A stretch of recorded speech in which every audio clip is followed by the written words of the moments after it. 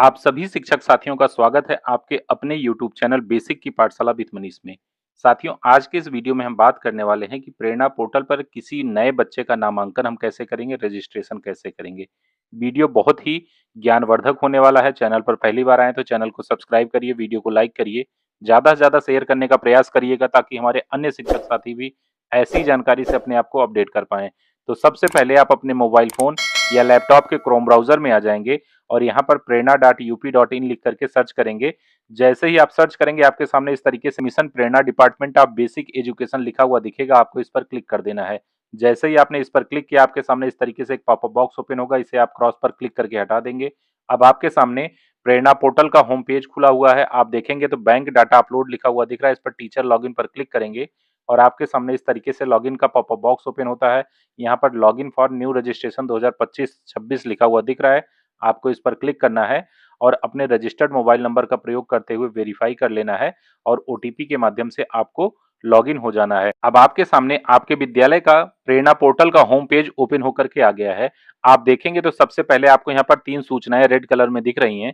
सबसे पहले आपको बताया जा रहा है कि सत्र 2024-25 के छात्र-छात्रा प्रमोट तथा पास आउट कर दिए गए हैं। दूसरा यह बताया जा रहा है कि यदि कोई छात्र-छात्रा पिछले सत्र में पास आउट हो गया है तथा इस सत्र में किसी अन्य विद्यालय में पंजीकरण लेना चाहता है, तो उन छात्र-छात्रा का नवीन पंजीकरण नहीं करना है, उनको आपको वर्तमान विद्यालय में स्थानांतरण करना होगा, जिसके लिए स्टूडेंट ट्रांसफर पर क्लिक करना होगा।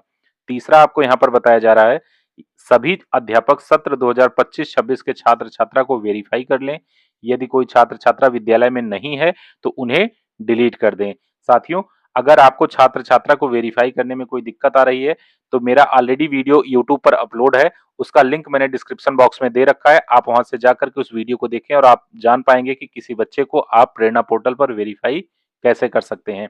तो रजिस्ट्रेशन करने के लिए इस पेज को थोड़ा सा हम नीचे स्क्रॉल करेंगे तो हम देखेंगे हमारे सामने यहाँ पर स्टूडेंट रजिस्ट्रेशन 2025-26 लिखा हुआ दिख रहा है। साथ ही हम देखेंगे तो स्टूडेंट ट्रांसफर का ऑप्शन भी हमें यहाँ पर दिख रहा है। स्टूडेंट ट्रांसफर के माध्यम से हम किसी बच्चे को अपने विद्यालय में ट्रांसफर करेंगे यदि इसके पहले वह बच्चा किसी सरकारी विद्यालय में पढ़ रहा है। जैसे कक्षा 6 में अगर कोई बच्चा एडमिशन ले रहा है किसी यूपीएस विद्यालय में, तो यूपीएस के जो टीचर हैं उस बच्चे को प्राइमरी विद्यालय में जहां वह पहले पढ़ चुका था उस विद्यालय से सीधे अपने विद्यालय में ट्रांसफर कर लेंगे। उस बच्चे का नवीन नामांकन आपको करना नहीं पड़ेगा। चूंकि हम यहाँ पर रजिस्ट्रेशन की बात कर रहे हैं, नामांकन की बात कर रहे हैं, तो हम यहाँ पर स्टूडेंट रजिस्ट्रेशन 2025-26 पर क्लिक करेंगे। हम इस पर जैसे ही क्लिक करेंगे तो हमारे सामने कुछ इस तरीके का आधार सत्यापन दिशा निर्देश का एक पॉपअप बॉक्स ओपन होता है। इसे हम क्रॉस पर क्लिक करके हटा देंगे। अब हमारे सामने लिखा हुआ दिख रहा है, क्या छात्र छात्रा पहले से किसी सरकारी विद्यालय में पढ़ रहा है। चूंकि हम क्लास 1 में बच्चे का एडमिशन ले रहे हैं, इसके पहले वह कहीं नहीं पढ़ रहा था, तो हम नहीं ऑप्शन पर क्लिक कर देंगे। अगर आप हाँ ऑप्शन पर क्लिक करेंगे तो आपके सामने फिर से वही स्टूडेंट ट्रांसफर वाला ऑप्शन ओपन होकर के आ जाएगा और उस बच्चे को सीधे आप पिछले विद्यालय से अपने विद्यालय में ट्रांसफर कर लेंगे। तो हम यहाँ पर नामांकन कर रहे हैं तो देखेंगे सबसे पहले हमारे सामने इस तरीके से छात्र छात्रा का पंजीकरण का ऑप्शन मिल जाएगा। नीचे देखेंगे तो यहाँ पर सभी फील्ड अनिवार्य लिखा हुआ दिख रहा है। सत्र हमारा 2025-26 यहाँ पर सेलेक्ट है, राज्य हमारा उत्तर प्रदेश यहाँ पर सेलेक्ट है। विद्यालय संबंधी जानकारी में अगर हम नीचे स्क्रॉल करेंगे तो यहाँ पर डिस्ट्रिक्ट, ब्लॉक, विद्यालय का नाम, उसका एरिया किस तरीके का है और विद्यालय का प्रकार कैसा है, ये सारी चीजें ऑलरेडी आपको ऑटो सेलेक्ट मिलेगी। आपको यहाँ पर सबसे पहले कक्षा सेलेक्ट करना है कि किस कक्षा में आप बच्चे का नामांकन कर रहे हैं। तो हम कक्षा 1 में कर रहे हैं, इसलिए हम यहाँ से लेवल सेलेक्ट कर लेंगे। इसके बाद आप देखेंगे तो परिवार की यूनिक पहचान संख्या अर्थात राशन कार्ड संख्या आपको यहाँ पर डालने का ऑप्शन मिल रहा है। अगर आप जिस बच्चे का एडमिशन ले रहे हैं उस बच्चे के माता पिता का राशन कार्ड बना हुआ है तो उस बच्चे के माता पिता के राशन कार्ड की संख्या आप यहाँ पर डाल देंगे। पेज को थोड़ा सा नीचे स्क्रॉल करेंगे तो आपके सामने विद्यालय के अनुसार छात्र छात्रा का विवरण है। जिस कक्षा में बच्चे का एडमिशन आप कर रहे हैं उस कक्षा में ऑलरेडी जितने बच्चे पहले से होंगे उनके छात्र छात्रा और कुल संख्या यहाँ पर दिखेगी। चूंकि हम पहला एडमिशन यहाँ पर आपको करके दिखा रहे हैं इस वजह से हमें यहाँ पर सारी संख्या शून्य दिख रही है। इसके बाद नीचे देखेंगे तो छात्र छात्रा की जानकारी और छात्र छात्रा का आधार वेरिफिकेशन, यहाँ पर रेड कलर में आप देखेंगे तो आपको केवल 3 प्रयास ही मान्य होंगे दिख रहा है। अर्थात इस कार्य को आपको बहुत सावधानी पूर्वक उस बच्चे के आधार कार्ड के अकॉर्डिंग ही करना है, क्योंकि यहाँ पर केवल 3 प्रयास ही मान्य होंगे। तो सबसे पहले आपको यहाँ पर प्रवेशांक डालना है। प्रवेशांक का मतलब होता है आपको अपने विद्यालय का एसआर नंबर डालना है। इस बच्चे का एडमिशन आप किस नंबर पर कर रहे हैं, तो हमने अपने विद्यालय का एसआर नंबर यहाँ पर डाल दिया। इसके बाद प्रवेश तिथि, इस बच्चे का एडमिशन आप किस डेट में कर रहे हैं, तो मैंने इस बच्चे का एडमिशन 1 अप्रैल को किया था, तो मैंने 1 अप्रैल 2025 यहाँ से सेलेक्ट कर लिया। इसके बाद आपसे कह रहा है छात्र छात्रा का आधार बना है, अगर बना है तो आप हाँ ऑप्शन करेंगे, नहीं बना है तो नहीं करेंगे। चूंकि हमारे बच्चे का आधार कार्ड यहाँ पर बना हुआ है तो हमने हाँ सेलेक्ट किया। जैसे ही हम हाँ करेंगे तो आधार कार्ड के अकॉर्डिंग उस बच्चे की डिटेल फिल करने का यहाँ पर हमारे सामने ऑप्शन आ जाएगा। तो साथियों, मैंने यहाँ पर अपने जिस बच्चे का नामांकन करना है उसकी सारी डिटेल को यहाँ पर फिल कर दिया है। अब इसे थोड़ा सा नीचे स्क्रॉल करके आप देखेंगे तो यहाँ पर बच्चे के माता पिता की शैक्षिक योग्यता और उनके नाम को फिल करना है, उनके व्यवसाय को फिल करना है, मोबाइल नंबर देना है। नीचे आप देखेंगे तो यहाँ पर रोल नंबर का भी ऑप्शन आपको मिल रहा है। तो रोल नंबर में आप 01, 02, 03 या फिर आप अपने विद्यालय का रोल नंबर जिस हिसाब से बनाए हो उसे आप यहाँ पर डाल सकते हैं। साथियों, इसके बाद आपको यहाँ पर अन्य जानकारी का ऑप्शन मिलेगा। अन्य जानकारी में सबसे पहले आपको उस बच्चे का धर्म सेलेक्ट करना है, जिस बच्चे का आप नामांकन कर रहे हैं वह किस धर्म से बिलोंग करता है। राशन कार्ड का प्रकार एपीएल, बीपीएल, अंत्योदय क्या है उसे आप सेलेक्ट करेंगे। श्रेणी आपको उस बच्चे की बतानी है, एससी है, एसटी है, ओबीसी है, जनरल है। इसके बाद छात्र छात्रा दिव्यांग है, हाँ या नहीं उसे आपको सेलेक्ट करना है।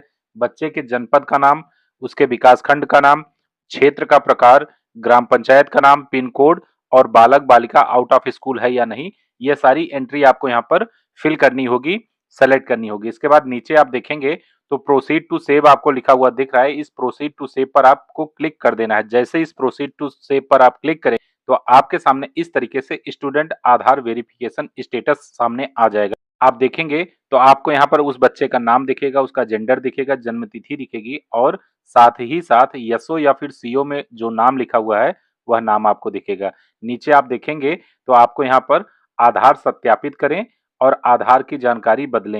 अगर आप ये सारी जानकारी जो देख रहे हैं ये आधार कार्ड के अकॉर्डिंग सही भरी हुई है तो आधार सत्यापित करें पर आपको क्लिक करना है। जैसे ही इस पर आप क्लिक करेंगे तो आपके सामने इस तरीके से लिखा हुआ आ जाएगा, छात्रों का पंजीकरण सफलतापूर्वक हो गया और छात्र छात्रा का आधार सफलतापूर्वक सत्यापित हो गया है। आपको ओके पर क्लिक कर देना है। जैसे ही आपने उस बच्चे का आधार सत्यापित किया तो आपके सामने इस तरीके से यहाँ पर लिखा हुआ दिखने लगा, छात्र छात्रा का आधार का परिणाम सामने लिखा हुआ है, आधार सत्यापित हो गया है। कितने प्रयास शेष हैं वो भी आपको दिख रहा है कि 2 प्रयास अभी शेष हैं। अब आप नीचे देखेंगे तो अभिभावक का आधार वेरिफिकेशन, इसमें केवल 3 प्रयास इसमें भी हैं। किसका आधार सत्यापित करना है तो आप यहाँ से सेलेक्ट कर लेंगे कि माता का करेंगे, पिता का करेंगे या फिर किसी अन्य का करेंगे। तो हम माता का कर रहे हैं तो हमने माता सेलेक्ट किया। जैसे मैंने माता सेलेक्ट किया तो माता के नाम को यहाँ पर फिल करना होगा और उनके आधार नंबर को फिल करना होगा। इसके बाद आप नीचे देखेंगे तो अभिभावक का आधार सत्यापित करें आपको लिखा हुआ दिख रहा है, इस पर आपको क्लिक कर देना है। जैसे ही आप अभिभावक आधार सत्यापित करें पर क्लिक करेंगे तो आपके सामने इस तरीके से लिख करके आ जाएगा, अभिभावक का आधार सफलतापूर्वक सत्यापित हो गया है। आप ओके पर क्लिक कर देंगे। जैसे ही आप ओके पर क्लिक करेंगे तो आपके सामने इस तरीके से लिखा हुआ दिखेगा, अभिभावक का आधार का परिणाम आधार सत्यापित हो गया है। कितने प्रयास शेष बचे हैं, 2 बचे हुए हैं। तो चूंकि हमने यहाँ पर ऊपर सारी प्रक्रिया पूर्ण कर ली है तो पूर्णतः सुरक्षित करें पर हम क्लिक कर देंगे। जैसे हम क्लिक करेंगे तो यहाँ पर लिख के आ गया कि आपका डाटा सफलतापूर्वक सुरक्षित कर लिया गया है। ओके पर आपको क्लिक कर देना है। जैसे ही आप ओके पर क्लिक करेंगे तो आप पेज पर रिवर्ट होकर के वापस आ गए कि क्या छात्र छात्रा पहले से किसी सरकारी विद्यालय में पढ़ रहा है, अर्थात यह एक नई प्रक्रिया शुरू हो गई। साथियों, इस तरीके से आपने देखा कि किसी बच्चे का नामांकन हम अपने विद्यालय में प्रेरणा पोर्टल पर किस तरीके से करने वाले हैं।